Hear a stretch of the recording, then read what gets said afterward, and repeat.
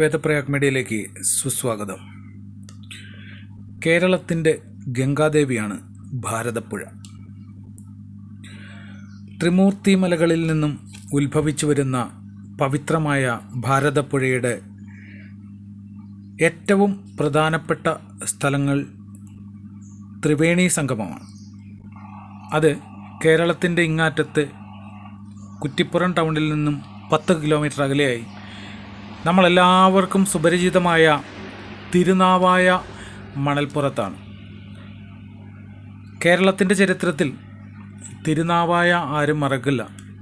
കാരണം അടുത്തൊരു മാമാങ്കം എന്നുള്ള പേര് കേട്ട് കഴിഞ്ഞിട്ടുണ്ടെങ്കിൽ നമ്മളുടെ മനസ്സിൽ ഓടിയെത്തുന്ന സ്ഥലമാണ് തിരുനാവായ മണൽപ്പുറം. ഒരുപാട് രണകഥകൾ പറയാനുള്ള, ഒരുപാട് വീരന്മാരെ സൃഷ്ടിച്ചിട്ടുള്ള, ഒട്ടനവധി വീരന്മാർ മരണപ്പെട്ടിട്ടുള്ള മാമാങ്കം. ആ മാമാങ്കം നടക്കുന്ന ത്രിവേണി സംഗമത്തിൽ വളരെ അവിചാരിതമായ, എന്നാൽ ഒരുപാട് കാലങ്ങൾക്ക് മുൻപ് നടന്നിരുന്ന ഒരു ചടങ്ങിൻ്റെ പുനർജനി നടന്നു. തികച്ചും അവിചാരിതമായി ഒരു ദൈവദാസന് എന്ന് തന്നെ വിശേഷിപ്പിക്കേണ്ടി വരും. അദ്ദേഹത്തിനും കുറച്ച് കൂട്ടുകാരന്മാർക്കും തോന്നിയ ഒരു കാര്യമായിരുന്നു അത്. കാരണം അതിൻ്റെ ഉപോത്ബലകം എന്താണെന്ന് വെച്ച് കഴിഞ്ഞാൽ പണ്ടത്തെ രാജാക്കന്മാരും പൗരപ്രമുഖരും സന്യാസിമാരായ ആളുകൾ പണ്ട് ഈ ത്രിവേണി സംഗമത്തിൽ സ്നാനം ചെയ്ത് പൂജാതി ഹോമാദി കാര്യങ്ങളെല്ലാം ചെയ്തിരുന്നു. അതിൻ്റെ ഒരു വീണ്ടും അതൊന്ന് കാലഹരണപ്പെട്ടു പോയ ആ കാര്യത്തെ ഒന്ന് പുനരുദ്ധരിപ്പിച്ച് കൊണ്ടുവരാൻ വേണ്ടി 2016 സുധീർ നമ്പൂതിരി എന്ന മുൻ ശബരിമല മേൽശാന്തിയായിരുന്നു അദ്ദേഹം. അതേപോലെ തന്നെ ഇപ്പോഴത്തെ തിരുനാവായ ക്ഷേത്രത്തിലെ മേൽശാന്തിയാണ്.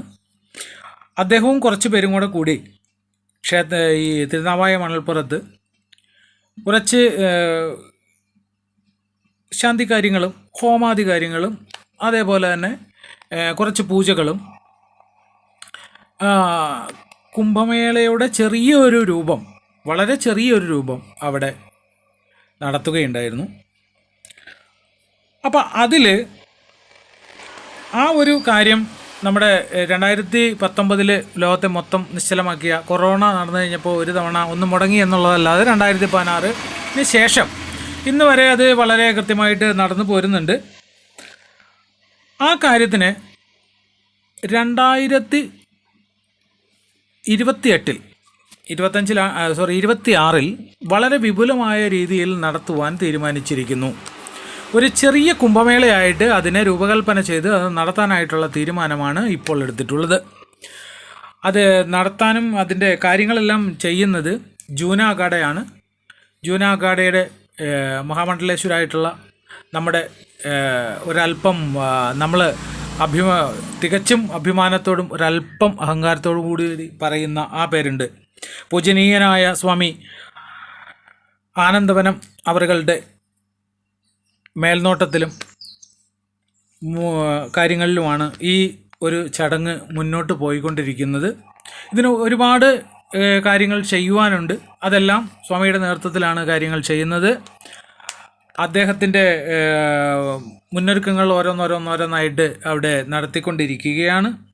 ഏകദേശം ഇത് വരുന്നത് ജനുവരി പകുതിയോട് കൂടിയിട്ടും ഫെബ്രുവരി ആദ്യത്തോട് കൂടിയിട്ട് അതിനിടയ്ക്കുള്ള സമയത്താണ് വരിക. എന്ന് വെച്ച് കഴിഞ്ഞാൽ മാഘമാസത്തിലാണ്, മാഘപൗർണമിയോടുകൂടി.